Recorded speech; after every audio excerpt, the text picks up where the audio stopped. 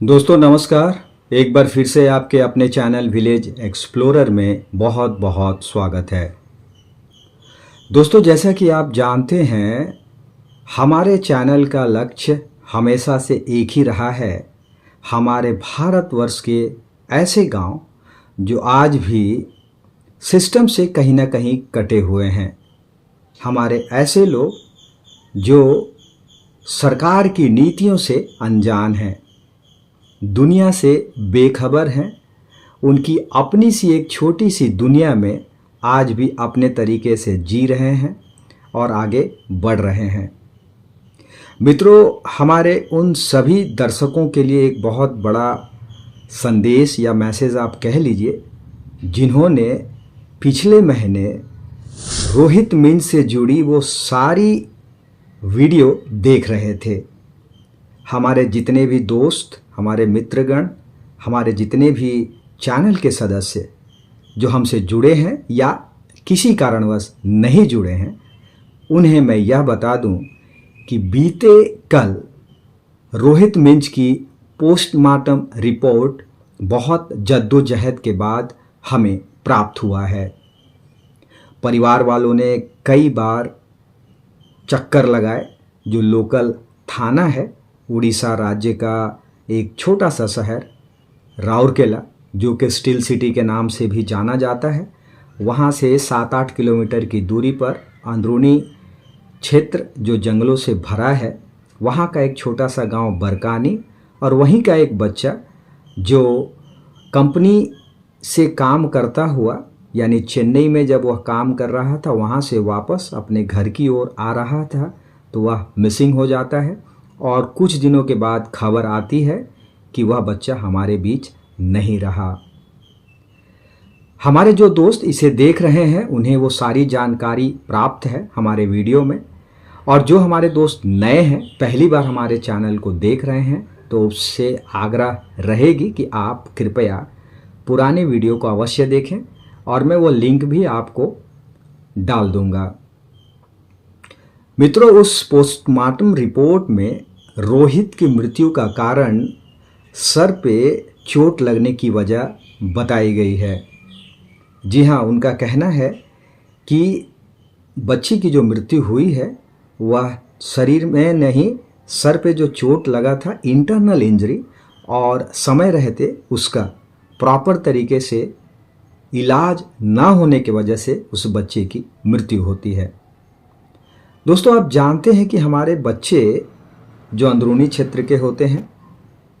गांव के बिल्कुल ऐसे क्षेत्र का इलाका जहां पर रोज़गार के लिए उन्हें जूझना पड़ता है, उनके जो सीमित संसाधन हैं, उनकी परिवार की जो ज़रूरतें हैं, उसे पूरा करने के लिए वे मजबूरन दूसरे राज्यों की ओर या फिर अन्य जगह पलायन करते हैं। पलायन का मुद्दा आज का नहीं है दोस्तों, ये काफ़ी पुराना है, पर हमारे चैनल ने जब इसे करीब से देखा और समझा तो हमें लगा कि यह मुद्दा बारीकी से उठाना चाहिए। और इसका उठाने का लक्ष्य सिर्फ आपको सचेत करना नहीं है, उस परिवार को न्याय दिलाने तक जो एक मीडियाकर्मी का कह लें या एक समाज सेवी का कहें, जो भी यथासंभव जो प्रयास हो सकता है उसे करने का हम पूरा प्रयास कर रहे हैं और आगे भी करेंगे, ऐसा मैं आपको आश्वासन दे सकता हूं। जैसा कि आप दोस्तों जानते हैं, अधिकांश जो वनांचल क्षेत्र है, अगर मैं उड़ीसा की बात करूं, झारखंड की बात करूं या फिर छत्तीसगढ़ मध्य प्रदेश की बात करूं, जो जनजातीय परिवार है उनका पूरा का पूरा गुजारा जंगलों से होता है। और वो जो मानसून की जो खेती है, जो 3 महीने की होती है, जिसमें धान लगाकर अक्सर अपने घर के भरण पोषण के लिए जो चावल है उसका उपयोग करते हैं, उसी का पेज बनाकर या माड़ कह लें, जो अलग अलग राज्यों में अलग अलग भाषाओं में उसे जो इंगित किया गया है, उसके सहारे वो जीते हैं। और जंगल से जो वनोपज प्राप्त होता है उससे भी वह कहीं ना कहीं गुजारा करते चले आए हैं। रोहित मिंज की बात करें तो ऐसे कई रोहित मिंज होंगे जो आज हमारे बीच नहीं होंगे या फिर किसी न किसी कारणवश अन्य राज्यों में फंसे होंगे। क्योंकि दोस्तों, आप जानते हैं, ऐसे बच्चे जब उनका एक दायरा बहुत सीमित होता है, और 2 पैसे अधिक कमाने के वजह से, या फिर यूँ कह लें लोभ भी आप कह सकते हैं कि अगर मैं गांव से बाहर निकलूं तो कुछ पैसे अगर मेरे पास ज़्यादा आते हैं तो मैं उससे अपने परिवार के सुख दुख में भागीदारी बन सकता हूं, अपने परिवार के जीवन स्तर को और ऊपर ले जा सकता हूं। इसी को ध्यान में रखते हुए बच्चे पलायन करते हैं। और अभी तक मैं जितने भी गांव में जा रहा हूं दोस्तों, यकीन मानिए उस अंदरूनी क्षेत्र के गांव के किसी न किसी परिवार की ये समस्या मुझे देखने को और समझने को मिल रही है। जैसा कि मैंने आपसे सुझाव भी मांगा था कि मैं क्या अपने इस चैनल में इस मुद्दे को लगातार रखूं, और मुद्दों को रखने के साथ साथ यानी कारण और निवारण दोनों की मैं बात कर रहा हूं। अभी जैसे कि ये रिपोर्ट आई है और मैंने इस रिपोर्ट को रोहित मिंज के परिवार तक मैंने पिछले दिन ही साझा कर दिया है, और अब उस परिवार को जो पीड़ित है और जिस तरह की घटना रेलवे पे जब वो बच्चा सफ़र कर रहा था उस दौरान ये घटना घटी है, तो मुआवजे के तौर पर रेलवे से कंपनसेशन कैसे लिया जाए इसके कानून पहलू को भी खंगाला जा रहा है। कल जो रिपोर्ट मिली है पोस्टमार्टम की सॉफ्ट कॉपी, उसे उनके परिवार तक पहुंचा दिया है, और उन्हीं के बीच का एक शख्स जो वकील साहब हैं वे उसे स्टडी कर रहे हैं, और आगे की जो प्रक्रिया होगी मैं बहुत जल्द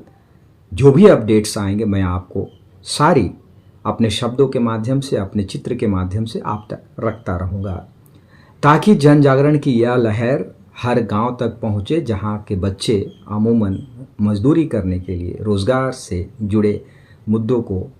करने हेतु वह पलायन करते हैं। मित्रों, जो रिपोर्ट आई है मैंने आप तक रख दिया, और जैसा मैंने यह भी बताया, जो मित्र हमारे नए हैं जिन्होंने इस पूरी प्रक्रिया को, पूरे प्रकरण को अगर नहीं देखा है तो कृपया आप उसे अवश्य देखें, और इसे अधिक से अधिक अपने आस पड़ोस, अपने जो परिचय के हैं, आपके मित्र हैं या आपके सगे संबंधी हैं, आप उन तक अवश्य साझा करें। हो सकता है जन जागरण की इस मुहिम में उन्हें बहुत कुछ जानकारी मिले कि भैया जब हम घर से निकलते हैं काम करने के लिए, या फिर हमें कोई एक शख्स हमारे गांव तक आता है और हमें काम दिलाने के तहत, रोज़गार के तहत हमें बताता है कि आपको यहाँ चलना है, अगर आप यहाँ जाओगे तो आपको गांव के मुकाबले अच्छी खासी इनकम हो सकती है, आप वहाँ जाकर अपने परिवार की माली हालत को सुधार सकते हैं, तो सर्वप्रथम ऐसे हालातों में उन्हें क्या करना चाहिए। अभी तक जो सर्वे के दौरान, मेरे हर एक उस गांव तक जाने के दौरान जो चीज़ें उभर कर आ रही है, यही है कि बच्चे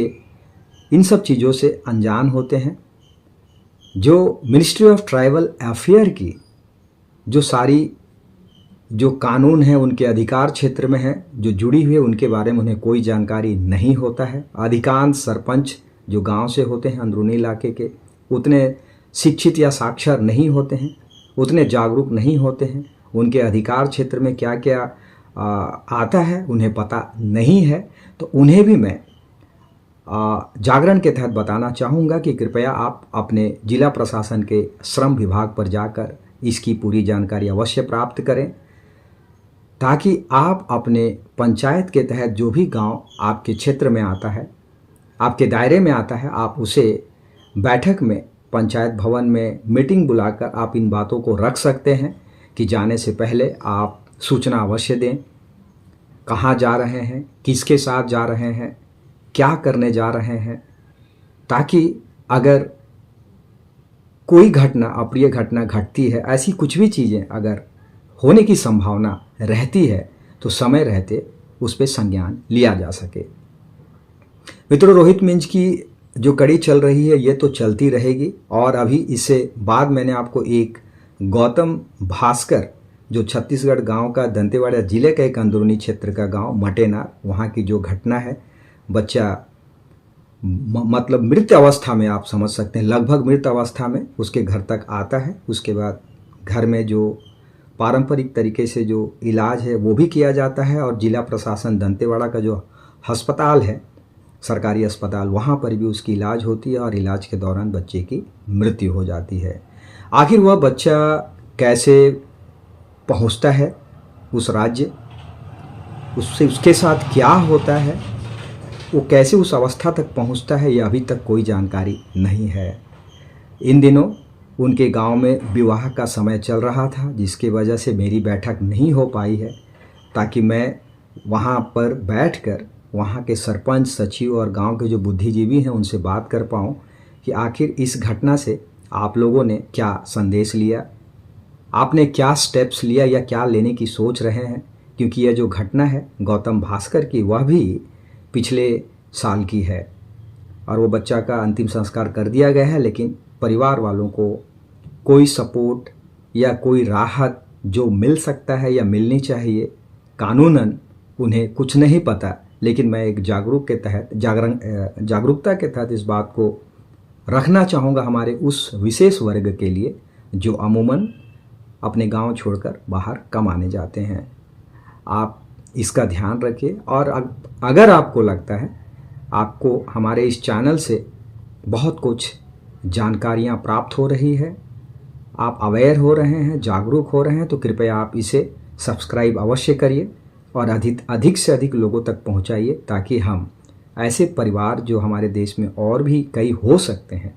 उन्हें जागरूक कर पाएँ, ऐसी अप्रिय घटनाओं से उन्हें बचा पाएँ। आज के लिए इतना ही। अगली जो भी चीज़ें होंगी मैं आप तक निरंतर रखता रहूँगा। आप हमारे साथ जुड़ रहे हैं, इसके लिए आपका बहुत बहुत आभार। जय हिंद, जय भारत।